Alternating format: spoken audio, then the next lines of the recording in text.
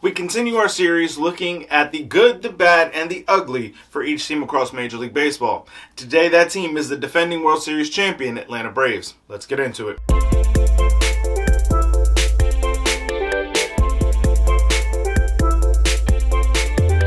What's going on, baseball fans? Jeremy Laracuente here for the Baseball Banter Broadcast, and we continue our series. So we begin with the good for the Atlanta Braves.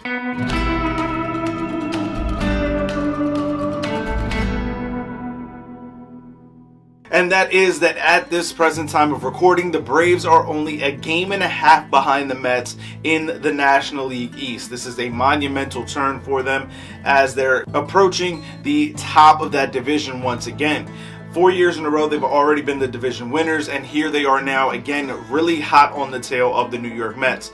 And when you look at where their standing is in terms of the wild card, they're a definite surefire in as they're up plus 10 and the first team in the top wild card spot. So for the Atlanta Braves, they're in a very good position, obviously, to make the postseason, but they're hot on the tails of their division rival and could likely find themselves surpassing them going into the late September push for the postseason.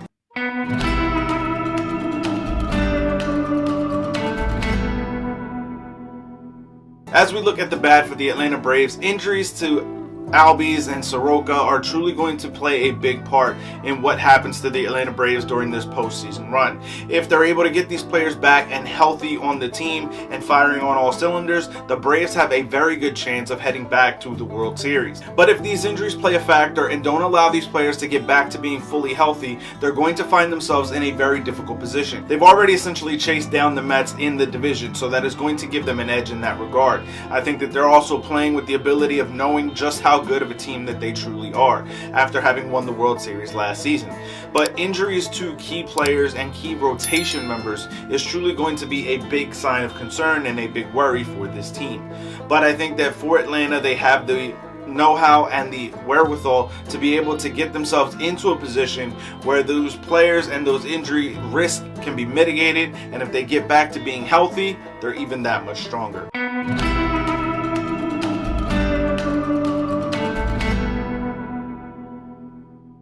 Now, as we look at the ugly for the Atlanta Braves, one name in particular has to stand out, and it is Marcell Ozuna. And there's no doubt about it, he is absolutely a liability for this Atlanta Braves team. We have seen a lot of things go down with Marcell over the last several years that has kept him off of the field for Atlanta. And this latest situation is also going to hurt that fact as well. This is going to make Marcell Ozuna almost an unplayable player for the Atlanta Braves. I think that by having this player on the roster, it is an unwanted distraction for a team that has World Series repeat aspirations. I think that for Atlanta, finding a way to mitigate his distraction and his presence in that clubhouse is only going to serve to help the rest of the team.